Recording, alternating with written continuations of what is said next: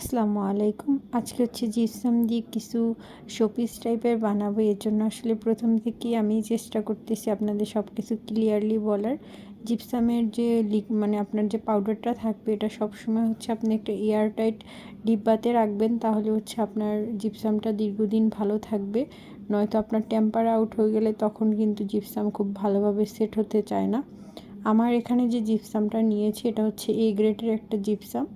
আমি যতটুকু পানি নিব সেম অতটুকুই হচ্ছে জিপসাম দিব। যদি আমি সমপরিমাণে দেই তাহলে হচ্ছে জিপসামটা আমার খুব ভালোভাবে সেট হয়। আর যদি আমি অনেকভাবেই ট্রাই করেছি, যদি একটু বেশি হয় পানি, তখন জিপসামের যে মোল্ডটার মধ্যে যখন আনমোল্ড করতে যাবেন প্রোডাক্টটি, তখন হচ্ছে সেটা ভেঙে যায়। এই কারণে আমার কিছু প্রোডাক্ট আজকে লস হয়ে গিয়েছে। আমি আসলে প্রথম যেহেতু ট্রাই করতেছি, আমি কোনো কোর্স করিনি, আমি বিভিন্ন ভিডিও দেখে শিখেছি।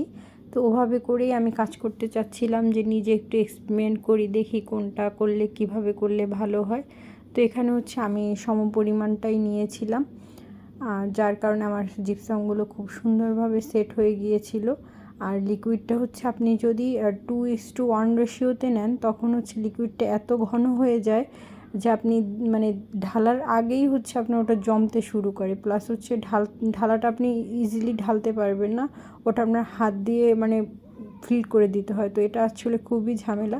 এই জন্য আমি আসলে কয়েকবার এক্সপেরিমেন্ট করে তারপর ভাবলাম যে না, সেম টু সেম নিলে আসলে আমি দেখি আমার লিকুইডটা খুব সুন্দরভাবে তৈরি হচ্ছে এবং আমার জন্য খুব ভালো হয়। আর একটা হচ্ছে একসাথে সব ঢালবেন না, আস্তে আস্তে করে ঢেলে আপনাকে জাস্ট মানে একদিকে ঘোরাতে হবে। বারবার অন্যদিকে যদি ঘুরান তাহলে হচ্ছে বিভিন্ন ধরনের বাবল হওয়ার সম্ভাবনাটা বেশি থাকে। যত সুন্দরভাবে আপনি এটাকে মিক্স করতে পারবেন তত জিনিসটা ভালো হবে। আমার এখানে আসলে বাবল চলে আসছিল, কেন জানি না।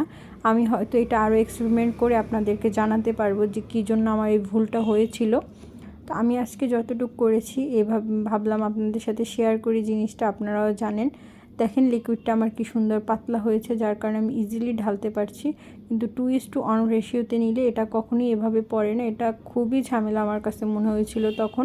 আর যখন দেখবেন আপনার প্রোডাক্টে বাবলটা চলে এসেছে, তখন হচ্ছে হাত দিয়ে ট্যাপ ট্যাপ করে দিবেন, তাহলে হচ্ছে বাবলগুলো উপরের দিকে চলে আসবে।